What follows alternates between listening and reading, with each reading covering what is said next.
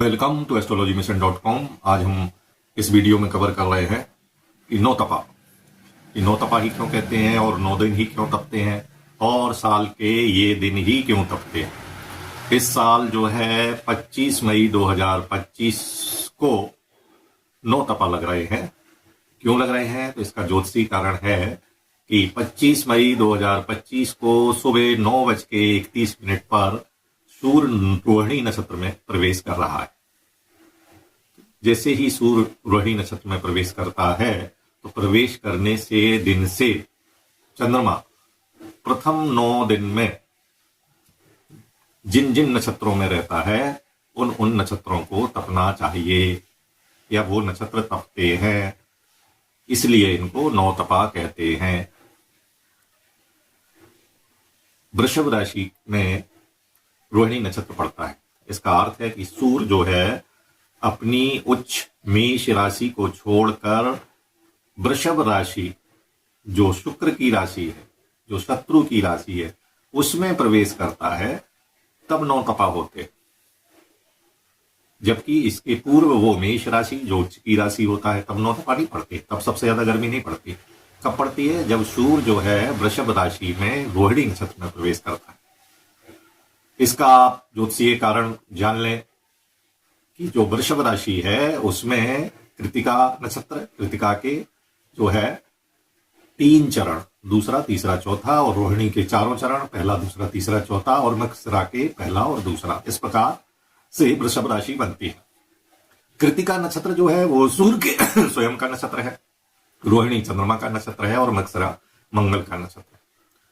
तो जो कृतिका नक्षत्र है और मृगशिरा नक्षत्र है ये अग्नि तत्व से संबंधित नक्षत्र है, जबकि रोहिणी नक्षत्र जल तत्व से संबंधित है। तो सूर्य एक गर्म मिजाज का ग्रह, अग्नि तत्व का ग्रह जो है, जब रोहिणी जलीय तत्व में जाता है तब जो है वो अपने भीषण गर्मी पैदा करता है, जिससे जल का वाष्पन होता है। वृषभो बहुलाशेष रोहिण्यो धर्म च मृगशिरा कहा गया है। इन 3 नक्षत्रों में सूर्य ज्यादा गर्मी देता है। तो ज्योतिषीय कारण में जो है संक्षेप में आप ये जान लें कि जब सूर्य वृषभ राशि में जाएगा और वृषभ राशि के रोहिणी नक्षत्र में जाएगा, उस दिन से चंद्रमा 9 दिन तक जिन जिन नक्षत्रों में भ्रमण करेगा उन नक्षत्रों को तपना चाहिए। यदि वो नक्षत्र तपते हैं तो वर्षा ऋतु में अच्छी वर्षा के आसार होते हैं।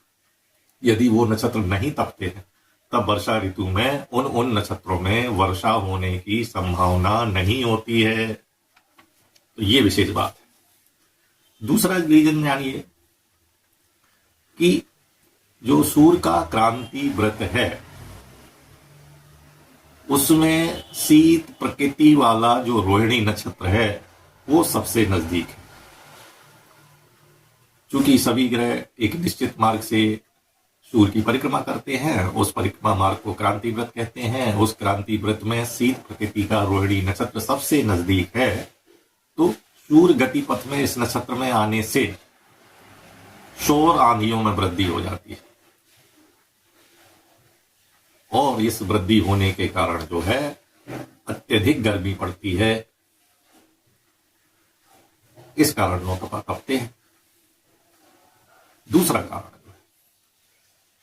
कारण जो है ये मान लें आप कि लोग जो कहते हैं कि सूर्य और पृथ्वी की दूरी सबसे कम होती है, इसमें थोड़ी सी शंका है। क्योंकि सूर्य और पृथ्वी तो कहते हैं 4 जुलाई को सबसे दूर होती है और 3 जनवरी को सबसे पास होती है। तो ये रीजन तो वैलिड नहीं है। तो दूसरा क्या रीजन है? दूसरा रीजन ये है कि पृथ्वी अपनी धुरी पर झुकी हुई है। पृथ्वी अपनी धुरी पर झुकी हुई है। ये झुकाव जब सूर्य रोहिणी नक्षत्र में आता है तो झुकाव जो है सूर्य के अधिकतम पास होता है।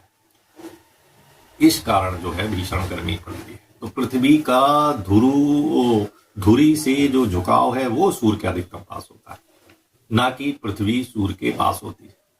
क्योंकि पृथ्वी मोस्टली गोल है, तो उसका जो दूरी है उसके कारण जो है ये नौतपो नहीं लगता है।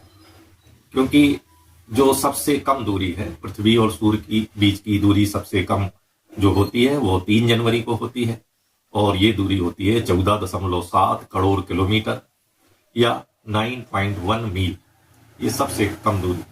जबकि 4 जुलाई को सबसे अधिकतम दूरी पर रहता है, वो दूरी है 15.2 करोड़ किलोमीटर या 9.5 करोड़ मील ये दूरी।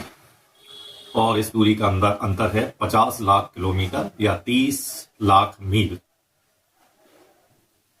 तो लेकिन जो है ना ही जुलाई में ना ही जनवरी में, ना सबसे कम दूरी पर ना सबसे अधिक दूरी पर नौतपे होते हैं। तो नौतपों का जो मेन कारण ये है कि पृथ्वी का अपनी धुरी का झुकाव अधिकतम जब सूर्य रोहिणी नक्षत्र पर होता है, अधिकतम पृथ्वी सूर्य के तरफ होता है, सूर्य के पास होता है, या वीडियो के शुरू में जो बताया गया है सौर क्रांति पथ में शीत प्रकृति का रोहिणी नक्षत्र सबसे नजदीक होता है।